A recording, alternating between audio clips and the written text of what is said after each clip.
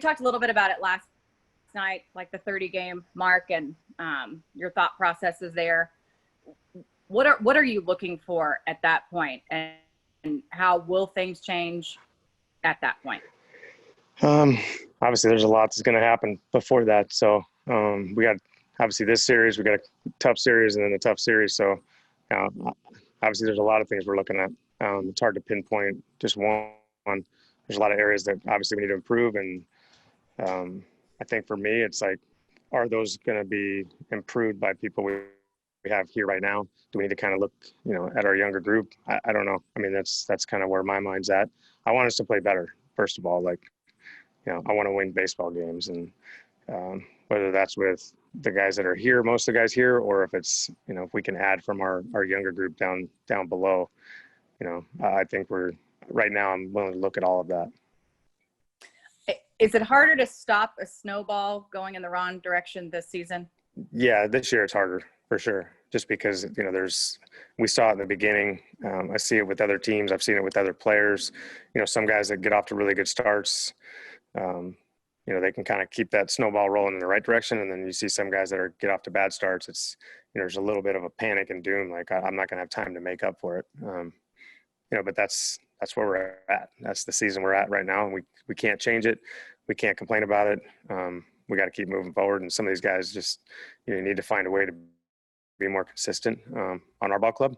So, gives us a chance to win baseball games.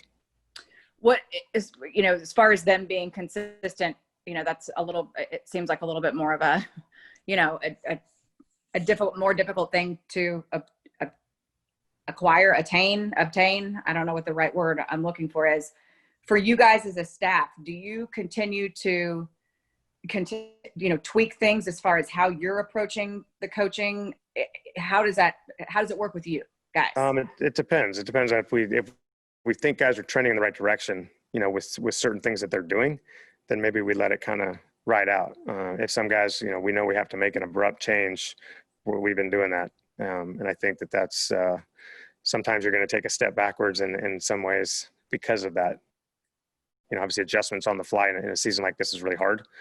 It's hard in a regular season, but it's even harder in this season. But if we feel like it needs to happen, we got to address it. We're not letting things kind of just work themselves out, I think. But if guys are trending in the right direction, guys are having quality swings or making quality pitches, and it's just a slight adjustment or just slight, maybe mental, whatever it is, approach, game planning, whatever it may be, we're willing to address that. But overall, I think we're just looking at each guy individually and trying to do the best we can to make them successful on a daily basis, and it's not easy right now. Is this the first time you've used the same lineup? Where you at, Evan? Huh? There is one change though. It's not exactly the same. Oh, it's because Joey's playing right field and not DHing, so it's not exactly the same as it was yesterday. Okay. Personnel is the same lineup and everything. Yeah. Batting order is the same. That's what qualifies. Okay. Right. Well, then Sorry, we did it. I should have used my terminology. Yes. I ruined my speech. Is that a byproduct of that you liked that lineup the way it looked yesterday, that order, excuse me, or is it just you've got less to pick from at this point? Yeah, I think we're obviously looking at choose, still being down. So I know I was probably going to use him. I don't know if I'm going to use him honestly. The next couple of days, he's still kind of some things are bothering him. So physically, I don't want to put him in a bad spot. That's probably more about that. Obviously, Dietrich, I had him probably off. He'll be playing tomorrow because of the lefty. And Trevino, he's forcing me to keep him in the lineup, obviously, the way he's playing. So, I think Rivera, I'm going to try to get in there tomorrow, maybe give Todd, unless Todd hits 3 homers today, maybe give Todd off tomorrow. He's been, older guy playing a lot of innings, playing a lot of games. I don't want to wear him out. I want to keep him productive, and I don't want to burn him out. So getting Rivera in there maybe tomorrow would be a little bit of a change. Thank you. Okay, questions, please. Let's go to TR. How important is if you guys get Shin-Soo in the lineup here in this next week or so? Get him we definitely need him in the lineup. He's a big part of our offense. You see at the top of the lineup, he kind of sets the tone. Not that Nick's not, obviously qualified to do that, but, there's some better experience, quality at bat pretty much every time up there. So I would definitely like to have him in there for that Oakland series. Hopefully, game 2 or 3. How crucial is it for Mike Minor to get back on track here in his next couple of starts? I think for him and us, it's pretty crucial. He needs to kind of get back to where he was, some point last year. I know, Julio and him have been talking a lot about some mechanical stuff, but also some mental stuff and just kind of pitching through some things. I think we're worried too much about the velo. He needs to get back to kind of, pitching off that changeup like he normally does. Once he has that command and he's able to use those pitches, I think it doesn't really matter if the fastball is 91 or 93, like it still gets outs. And I think that's where he needs to kind of settle his mindset right now, is to getting outs and helping us get deeper into games. What else? Next question, Evan Grant. I don't actually have a lineup question. I But already answered it for you. I know. That's why. When you mention, is there no more clarity on Chu that you can give us on what's going on with him in terms of injury-wise? Well, there's a few things, and I don't want to give away too much, but it's, obviously the calf was an issue. He's got a quad. He's got a, oblique. So all these things are he was playing with, and it just, at some point it made no sense to kind of keep running him out there. And, he didn't feel great. He just didn't feel great. And we all kind of came to that decision together. Just rest him, but no IL plan there. I don't think so, unless something, it doesn't feel right today where it's a little more severe. That's why I think, keeping him where he's available might not be the best thing for him, for the next day or so. If we can just play without him, not have him get up in the 6th or 7th inning, just take swings. I'd love to have him available because he's, a heck of a bat off the bench, with the left-handed bat. But I don't know if it makes the most sense for him to actually heal. So we can actually have a run with him, whether that's next week, Tuesday, Wednesday, whatever that is, where he can just, feel free to play the rest of the year. So when do you, at what point, when you talk about, looking at young guys, at what point does that become the more realistic option? I don't know. I mean, obviously we're talking about this daily. So, if we just can't find a way to win baseball games, then we're going to have to, look at options that we have. Do we want to see this guy? Do we want to see this guy? Is this guy ready? There's not too many guys down there that are young, that are super ready. So I'm not going to force anything, but at the same time, there are a few guys that I would like to see, maybe Tavares being one of them, where I want to see him kind of play. I want to see what it looks like. I want to see how he handles the at-bats, how quickly can he make adjustments, and just see what we have in front of us. And that's, obviously more for the end of this year, but also for next year, so when we go to make decisions about personnel after that, we have a clearer idea of what to expect. Great. Thanks, Woody. Next question, Chris. To kind of follow up on that, two guys that we talked about, I think yesterday, but Wes Benjamin and Kyle Cody, both, they both did really well yesterday. When it comes to looking at younger guys, obviously they're in the bullpen right now, but if you get to that point, will they get the opportunity to start at all? Possibly. I mean, I think more Cody, just because, the stuff, is pretty elite. The power fastball slider champ. He's got a 4-pitch mix that, we only saw 2 basically yesterday, and he wiped out 3 guys. So I'm not saying he's going to wipe out everybody, but at the same time, he is a starter. So that is one guy we'll see as we go. If it, however well he pitches, I'd like to see it a few more times out. I would like to see it in a multiple inning, relief role, to see what that looks like, how he comes back the second or maybe even the 3rd inning. Ideally in a game we're winning by a lot of runs, where we can just kind of let him go out there and let it rip. And then from there we can make a decision. If we think it makes sense to kind of insert him somewhere, in that rotation, then we'll figure that out. But as of right now, I just want to see it a few more times, probably out of the bullpen. And just really quick on Danny Santana, any improvement on his arm and being able to throw, or is he still pretty much right, put it first and second? No, it's getting close. I've actually talked to him possibly about playing outfield. I don't think it's a a situation where I want him to throw it 100%, but his arm feels great. It's just more of the risk, that we were kind of concerned about. It was, probably a little more risk than we kind of let on. And that's why I was so hesitant to kind of put him out there and trust putting him out there, because Danny doesn't know how to throw the ball 70%. It's really hard for him to do that, to kind of gear down. So, if you put a guy like that out there and there's a play at the plate, he's going to let it go. And I just didn't want to put him in that situation. But, he's been more open to it because he wants to get back in the outfield. It's kind of driving him nuts to have to play first base and, maybe only second base. He wants to go back out there. And I said, the only way you can do that, man, you got to promise me that you don't let it, let that throw go too hard. So I think he's okay with that as of right now. So we'll see. Hopefully I can get him out there soon. All right. Thanks, Chris. Sam? That was my question pretty much about Danny. I mean, I guess just to follow up a little bit, do you feel like he's kind of breaking out of a slump a little bit? He's getting some hits, but still striking out a lot. Yeah. I mean, he has been striking out a lot. He does feel better. Timing wise, he felt better. He said when he got activated that he was in a really good spot. So I hope. I mean, listen, we need Danny. We need somebody to kind of step up and, what Danny did for us last year. He was a big part of our offense. He was one of the best players that we had last year offensively. So we need him to be productive for us and, drive some baseballs. And if he starts doing that, that'll help everybody around him.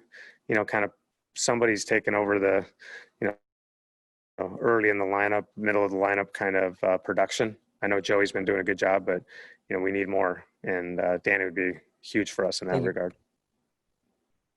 Other questions? Levi? You said something earlier that I thought was kind of interesting. I want to make sure I understood it correctly. You were talking about the difference between, some guys who are trending well, and so you keep your coaching the same, and then other guys who there needs to be an adjustment, but that might lead to more short-term struggles. Do you have, are there examples you could give us of guys that have been in either of those categories this year? Guys you sort of see the trend, correct? And then.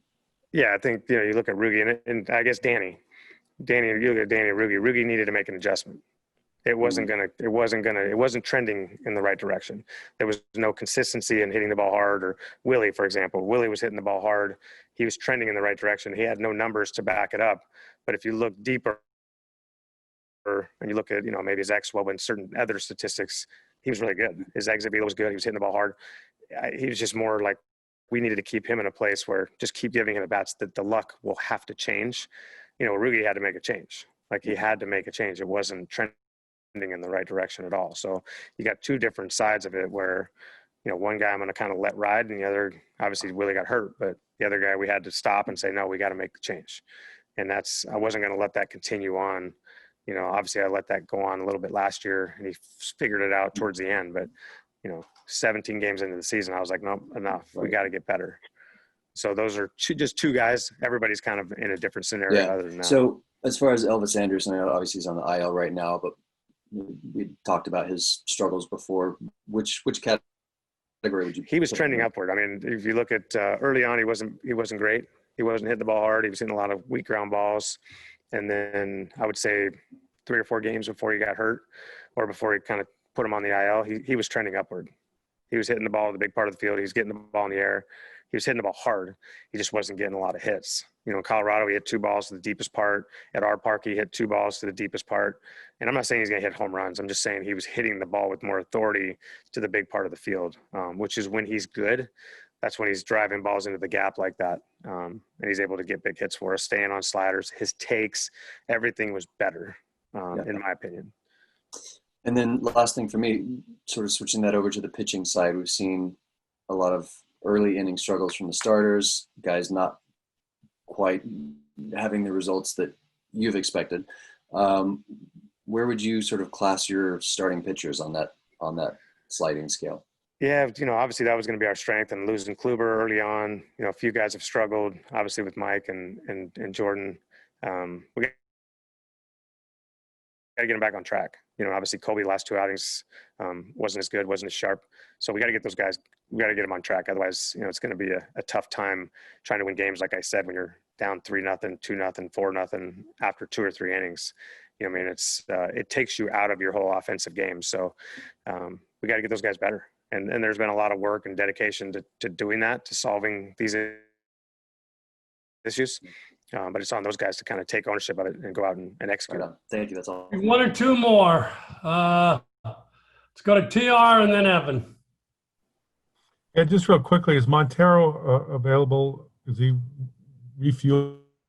Yeah, he's refueled. He's good. He's got kind of a rubber arm. He said he was available the next day, which is amazing, but he was actually available last night. So he's definitely available tonight. Okay, thank you, Chris. Evan, last one. Wes is ready. With everything you've got going on, with the number of injuries and everything, and the schedule you've got coming up, can you confidently say that this team can dig out of this? Of course. I'll always say that. No, I mean, we got Major League Baseball players on this team that have a lot of, competitiveness and fire. Like, it's not going well right now, but we're going to problem solve. We're going to figure out. We're going to come up with solutions individually as a group and try to figure this out. Like, that's our job. I mean, that's my job.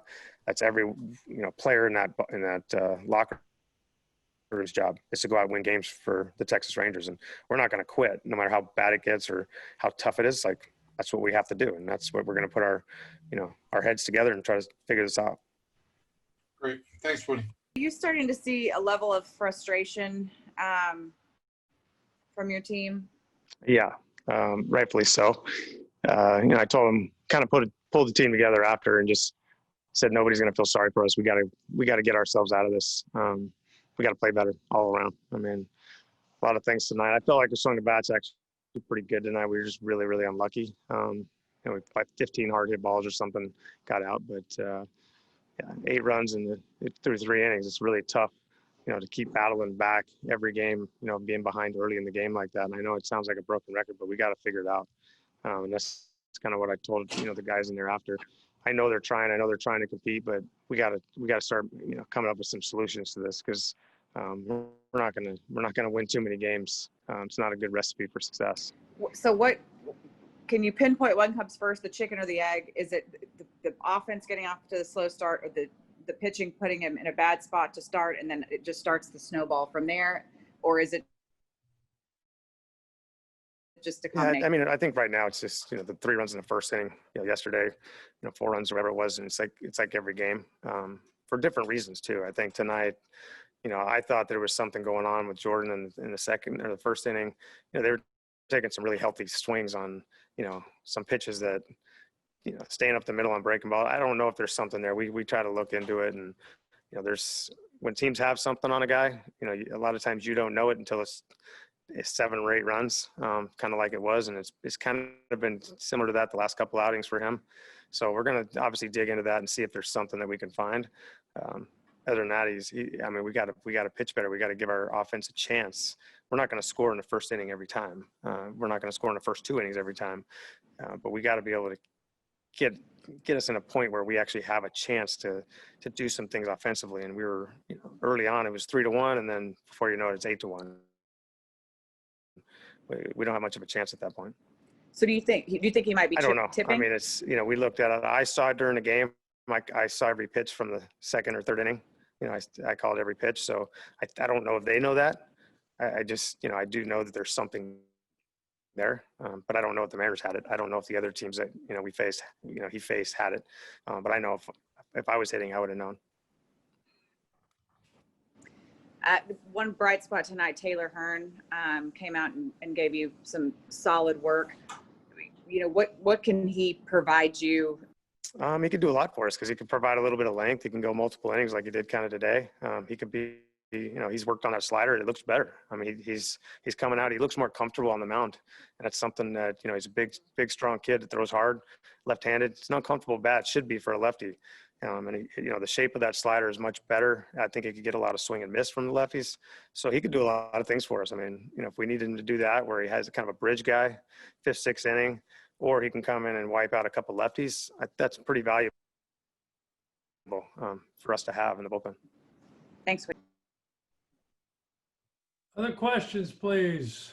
Let's go to Sam. Just going off of Taylor, I mean, would you – I know you said he's valuable in the bullpen. Would you consider him as in a starting role at any point? this year? I haven't given up on that. I don't think we have as an organization. I don't, possibly. I mean, the way things are going, I think there's, we may do that, to be honest with you. I don't know. I'm not ruling it out by any means. I still value him in that way, potentially long term. And I know he does as well. So I just wanted to make sure he gets comfortable, obviously in the big leagues right now. He looks good. Ball's coming out of his hand good. A little bit, obviously the more he gets out there, the more consistent he can be. It's a power arm. It's a lot like Cody from the, the right side. It's just, he's worked really hard to get to where he's at. And I don't want to ruin that and all of a sudden try to get something, he's not ready for yet. But long-term, I think definitely we're thinking about that. TR? Chris, what compelled you tonight to hold a team meeting? Was there anything in particular that kind of put you into that? To Emily's point, I sensed some frustration. And I think, this team has a lot of fight in it. The character in the clubhouse, like I've said before, is there. There's moments, though, when a team starts to lose hope. And I think that, the way we've been playing, it seems like everything's kind of crashing down. And it's like at that point, we got to hold our head high, man. Like this game will rip your throat out. It really will. And it's a tough game. People that put the uniform on understand that. They know what it's like to grind through. They know how hard the big leagues is, at certain times. And you almost feel like nothing goes your way. That's when you got to get tougher. That's when you got to get stronger as a group. And we got to look inward, not outward. I've seen teams crumble because they couldn't handle it. And everybody just kind of disperses and goes their own way. I'm not going to allow that to happen. As long as I'm here, these guys are going to keep finding solutions, try to figure out how to, right the ship, and, keep competing, man. Hold our head high. Nobody's going to feel sorry. So Solak, Trevino, and Isaiah were like 5 for 12 with hit the ball hard. Solak made a great catch. We talked about her. And my question is, are you able to pull the good away from the bad and at least feel good about that, or is it Yeah, absolutely. Is it too overwhelming? No, it's not overwhelming. Nothing. No, listen, this game's not going to, I think there's a lot of us in that room that have been through far worse. It always feels like it's the worst because you're in the moment. I can look back at many times in our career. So absolutely. No, there's a lot of good things today. Obviously I thought we had good at bats today, to be honest with you. We were, at 1.3-1. We kept hitting the ball hard. Danny hit a rocket to left, could have, scored 2 on that play. Solak 8-1, makes a dive and play. Like these guys aren't quitting. And you got to take that. I mean, that's part of the game. We have to get through this. And, I've been on teams in the past. In 2018, we were the worst team in baseball at one point, and we went to the World Series that year. So I'm not saying that's where we're going to go, but, there is no quit in that room. I'm just not going to allow it. And the character's too good in that room to allow them to quit anyways.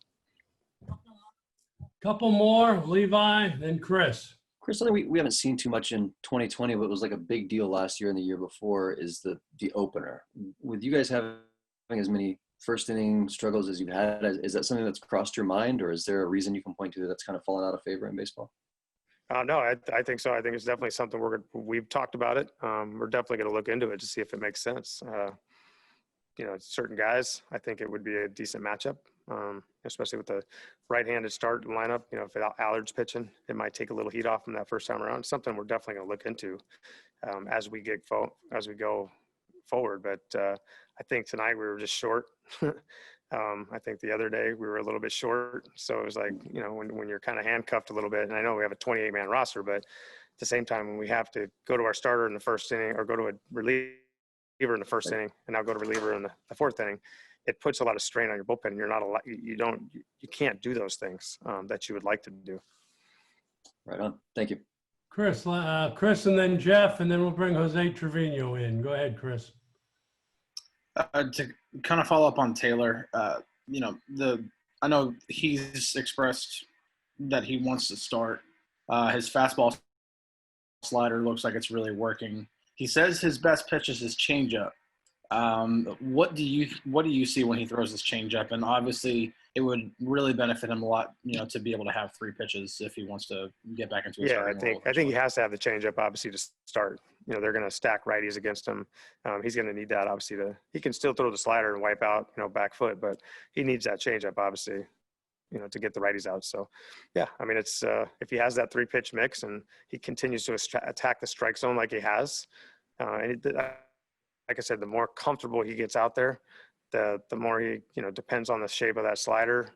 He could trust it, especially to throw it back foot. And he also has that cutter to go with it. So, yeah, I mean, it's, I want to see more of him, and I want to see more of that consistency that, because I feel like he's gaining confidence every time he goes out there.